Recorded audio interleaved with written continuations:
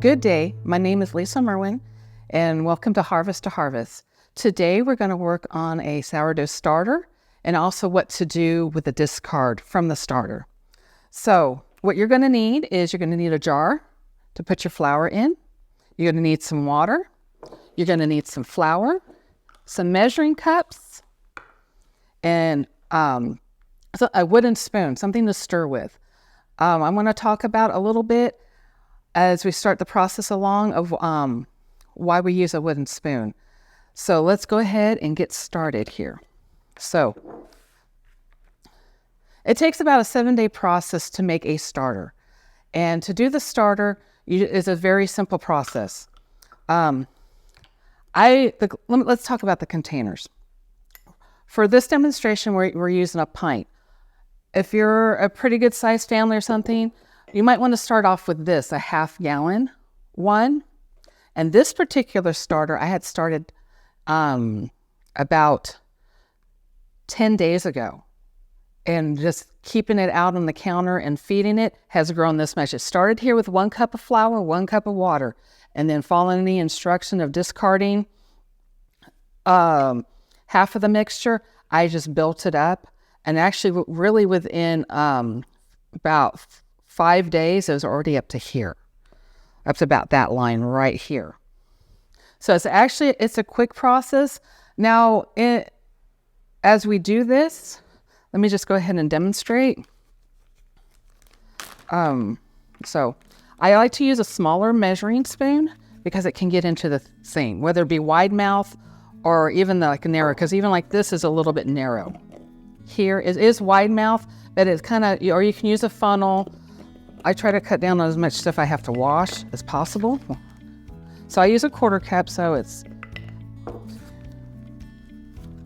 3, 4. It's going to be full for this one. But this is going to be a starter for somebody else. So that's why I went with this small one, so she can put that in another bigger one. She can discard and just kind of put the rest in there and grow it herself in a bigger jar.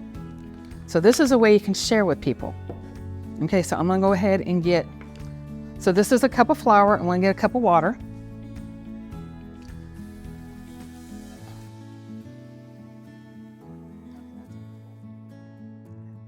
So you have your water in there. And what you're going to do is you're going to stir. So as we're stirring, I'm going to talk about a few things. So let's talk about the flour first. You can use whatever flour you have on hand, preferably unbleached flour. If that's all you got, start with that. But it does look different if you use that like the next day. It has these little white floaty things on top. That can put you off like thinking, oh no, I didn't do it right. Yeah, you did it right. It's just how it's what. That's been my experience. You just stir it back up and it goes, it's still active. I prefer freshly ground. So if you have a mill and you have the wheat berries, I happen to use hard white. And it looks like a starter, feels like a starter. I don't get those funky little white things. They look like flying, to me, like I said, they look like flying saucers. So, and I thought there was something wrong with it. And no, it's nothing's wrong with it. It's just how it is. Now, I also have mixed it up. So I had to make this starter. And I made it from scratch. And I used whole wheat ground flour, but I had ran out, so I already had some unbleached AP flour, and it works just as fine. I just prefer freshly ground flour. That's what this is in the Ziploc bag. I just go ahead and grind it up, like 5, 6, 7 cups of wheat berries, and I put it in a gallon Ziploc bag, and I throw it in my freezer. This is what I use to feed my starters, whether I'm starting out or I'm just doing it. Keep it in the freezer, just keeps the freshness, keeps the nutrients as long as it can. I mean, it's way better than using the AP flour, but if you have to use unbleached AP flour, that's fine. But if you have access to this I prefer this method. It just seems livelier because it has most of all the nutrients in, nothing's taken out, and the starter acts better. So, water, let's talk about the water. It needs to be filtered water if you're in the city. Some people will use their chlorinated water and not have problems, and some people do. There's like 2 schools of thought on that.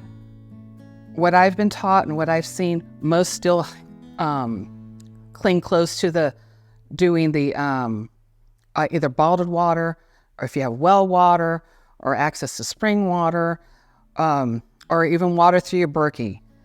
It needs to be filtered because you don't want to kill your yeast. This is you're working on this, and you don't want to do this on day 5 and go, oh my word, I just killed myself here in my yeast, and you have to start again, which is also fine too if you have to start over again. It took me 3 times to do my first starter. So it's just, we were very hot this summer here in the South, and I neglected it for a couple days. Well, with all that heat, it grew mold, even in that little of time. So depending where you're at, just kind of look at it. You really don't want pink, I would throw it out. You really don't want green, just go ahead and start the process again. Just kind of baby it if weather's an issue, or depending how insulated your house is. My house isn't that insulated, so it's doable. There might be a learning curve. Also, metal. There's also 2 schools of thought on that, I found out. I tend to go the one with not to use metal at all to stir, especially my starters, because you don't want it to react. That's why you see most people using wooden, but they do say stainless steel is okay. They're thinking where it came from, where you don't use metal objects when stirring, is because at that time there was no stainless steel. There was tin, there was aluminum, that type of stuff, reactive metals.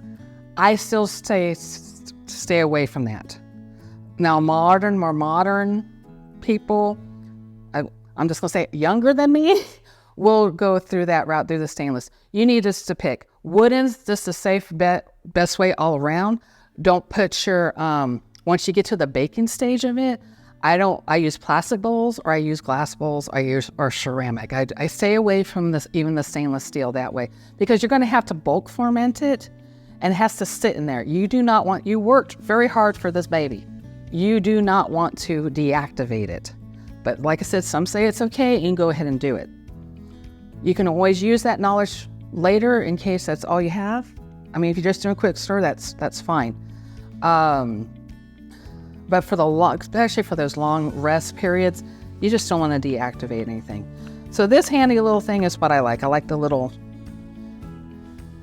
so you just kind of mix it up there. It's gonna look like soup. If there's chunks in it, that's okay. Just kind of make sure it mixes it, because you're gonna be stirring a lot anyway. And eventually the water is going to soak that up a bit. It's gonna be like that. See, it's gonna be kind of liquidy. It's gonna be like that. So that's what it looks like. Okay, so next, you can use a tea cloth if you want to. But like everybody else, coffee filter and a rubber band. Now you can also, in this particular one, there's really no room. Now if I had room in here, what you can do to make sure it doubles as you go through the process, you can put a rubber band and go up.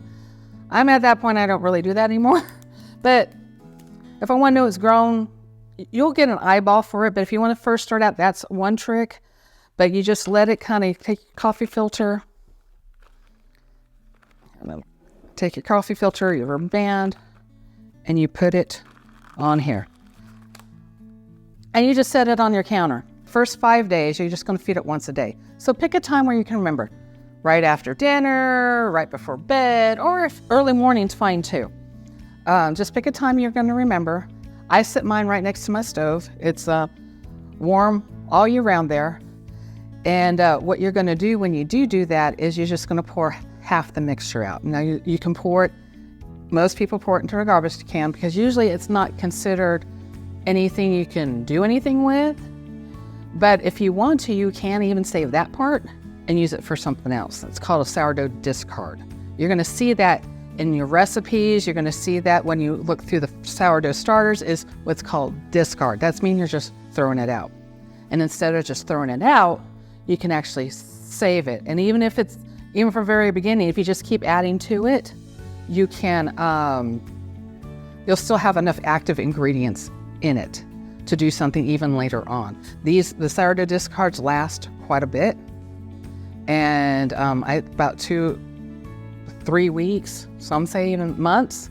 So but if you're like a large family like me, I can probably go through it pretty quick because you can make pancakes from it, you can make pizza from it, you can do cookies, a whole bunch, granola.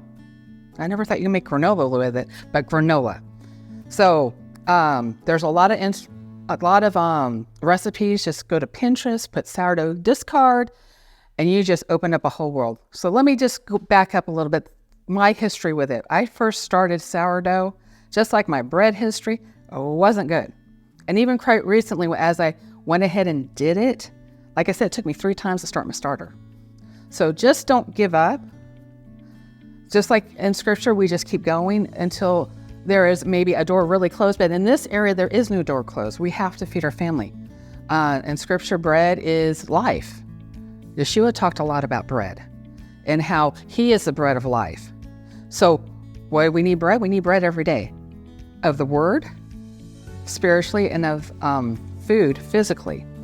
So making sourdough bread is the easiest. It's been there since the beginning of time. That's how they fed. What they had was a version of sourdough bread, whether it be flat bread. For a very long time, it really wasn't until Roman times when they started having a little bit of oomph to it. So this is what was done. What really shocked me after, so let's go back to so on the 6th and 7th day, you feed it twice a day. That also kind of reminds you of scripture too, because on the 6th day, you're supposed to grab a double portion. So and then on the 7th day, I know we're not to do anything, but still it's another double portion. I think of Shabbat as a double blessing, especially of those of us that have an Erev Shabbat.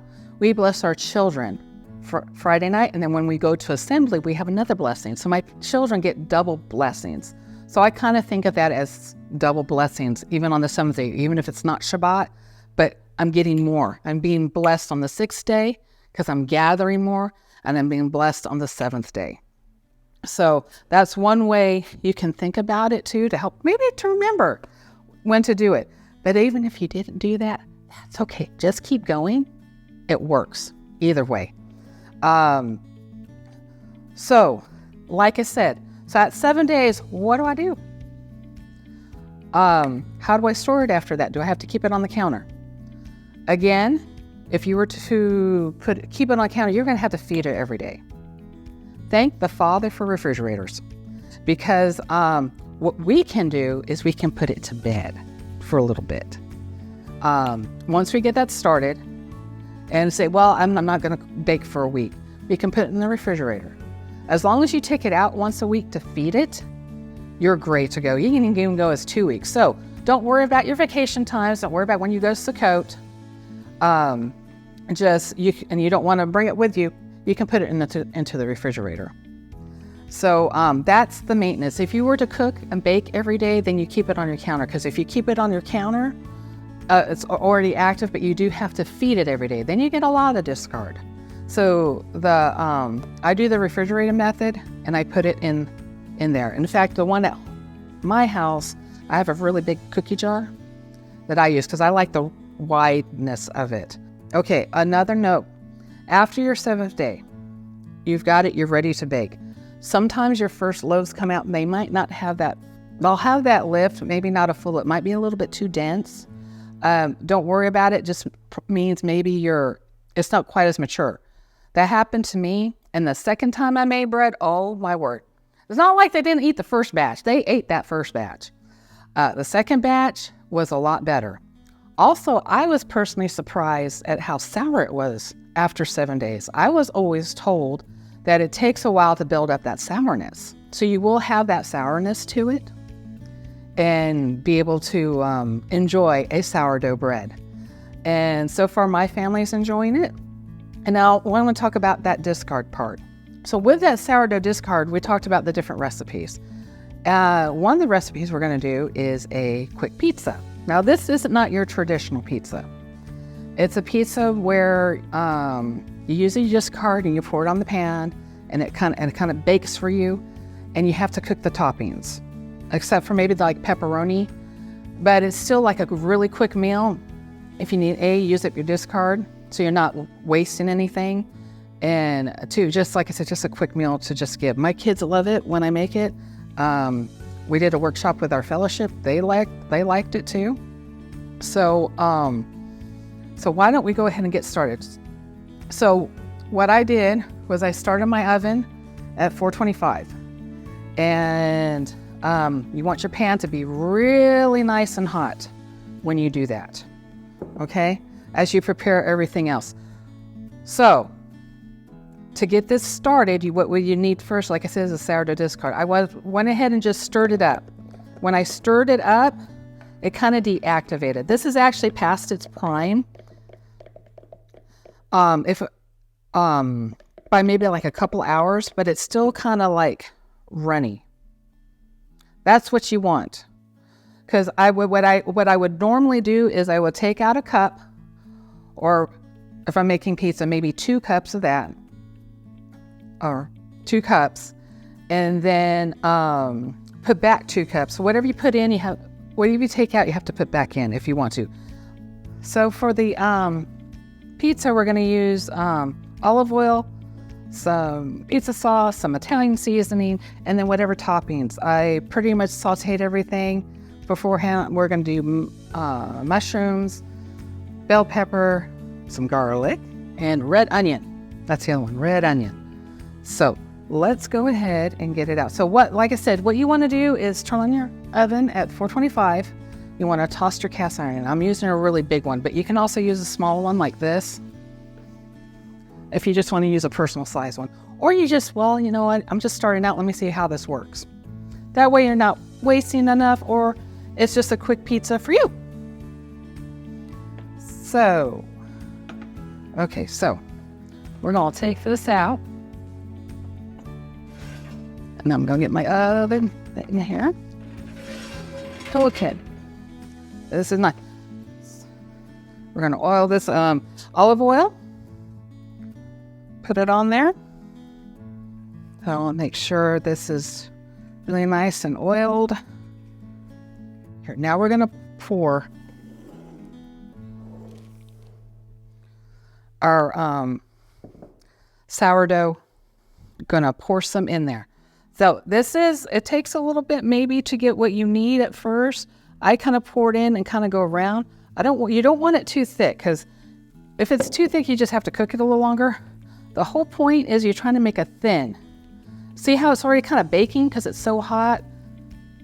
And you want a thin. This makes a really thin crust. This is a little bit thicker than I want it, but it will still work.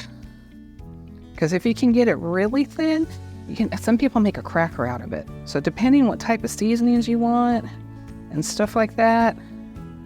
And yeah, I need some of that. I'm going to need to drizzle this on top. So we're going to let me show you what it looks like first. This is what it kind of looks like. Like I said, if you got it thinner, it'd be actually thinner. So now we're going to drizzle some oil on it. And salt to taste, however much you like of it. Kind of a salty person. The Italian seasoning.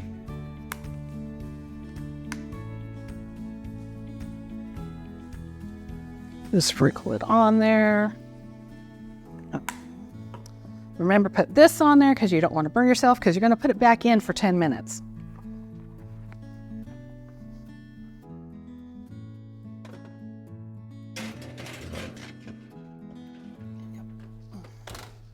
So like I said, I stirred everything up.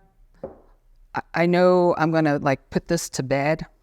So what I would do is I would put a cup of flour in, a cup of water, stir it back up again, and put it to bed. I would put one of these caps on it.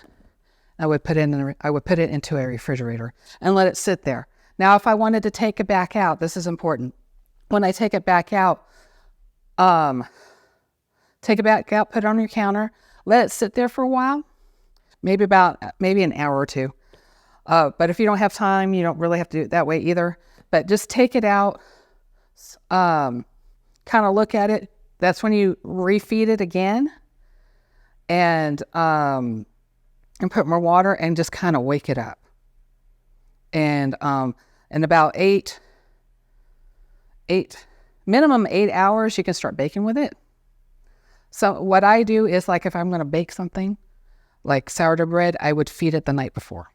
What if your original starter kind of went kaput on you? You can still use this and reactivate a discard to make it into a starter again. Because what it is, it's just two different states. One's asleep, maybe deactive, but once you start feeding it, and maybe you might have to nurse it maybe a couple days, but within a couple days it'll go, oh wait, hey, I have friends again, and it will want to bake for you some more. Okay, so you can do that. That's like your discard can be your backup plan, because that can happen. You just never know. You forget about it. Life gets in the way. So like I said, with the sourdough starter, you can do the cookies.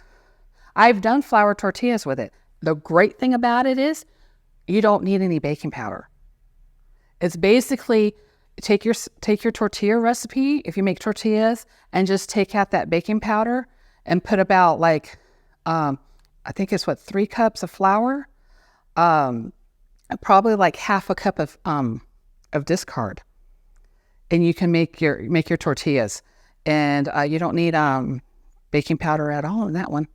I buy a lot of baking powder, and when Passover comes, I have to throw it out usually.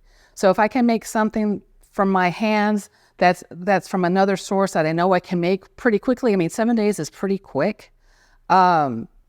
I like that idea. I'm not dependent on whether I can go get baking powder or not. I can still make tortillas. Also, another nugget is at Passover, I will be throwing this out because it is active yeast. So we are not to have leaven within our borders, and that's leaven. Okay? So that will be start. But like I said, after unleavened bread in 7 days, you can get your sourdough back. So, and it wouldn't take that much. Obviously, it doesn't take that much to do. So it's been 10 minutes, and we got our crust out of the oven. And as you can see, it's actually thinner than I thought it was going to be, which is good. It's nice and thin and crispy. Now, if it was a little maybe thicker and it wasn't quite ready, then just keep checking it probably every 2 minutes to get the desired consistency. You want it to be done. You don't want a doughy crust. So, but this is nice and thick. I also want to say, this is also, a lot of people make crackers from this, just like this. Just season it how you want to, and there you go. You got a cracker. Now, the thing about this pizza, like I said, you have to have everything cooked first. Pretty much all your toppings cooked and everything. And it's not suggested to put pizza sauce on it, but you can put pizza sauce on it. It just makes it soggy, and that's okay. So, my family doesn't mind that way. Most families don't. But you just don't put a lot on it. So I'm going to go ahead and put some pizza sauce on it. Same here. Another thing you can do is you can do I haven't done it yet, but you can also do like maybe a white sauce, like a chicken Alfredo pizza. This is also really good with. It's just, as you know with pizza, the toppings are just endless and what you can do with it. Or you can put butter on it and make it garlicky or whatever you want to do. So now I'm going to go ahead and put some of this is mushrooms and garlic that I had sauteed up. This is the red onion I sauteed up. Put that on it.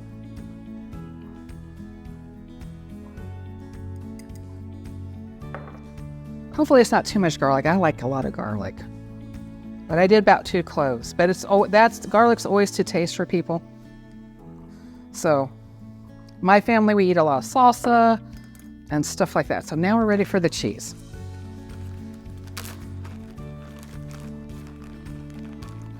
Some cheese on it.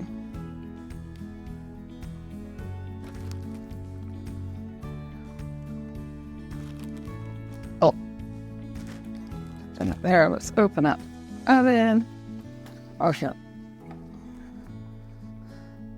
So that's what it looks like. Now I'm just going to pop it in the oven until the cheese melts. And I might probably hit a broil on it, trying to get that brownness to it. So we're just going to play things by ear on this one. I'm going to check it in 2 minutes and see. So the oven is the preferred method. Another way you can do it is on top of your stovetop. It's not as crisp, but it will do the job. You can also, if you do it on stovetop, you might as well make breakfast with it. So you can make a breakfast casserole that way. But like I said, oven's better. You can even do it on top of a campfire if you had to. When you do that, sometimes if you have a lot of dough, I say then you just put it up upon the sides too. And then you had kind of like have a crust, especially with that breakfast casserole. That way you can layer a little bit more. You can put eggs, turkey bacon, and what else? Cheese, whatever you want on it. It just makes it good. But if you want to do it real quick, you can do it on top of the stove top if you need to.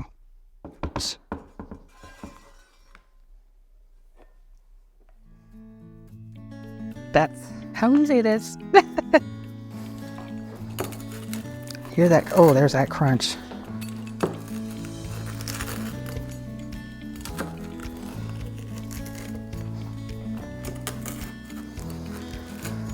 So thank you for joining us today, and I pray that you are blessed by this video and blessed by the food we just made.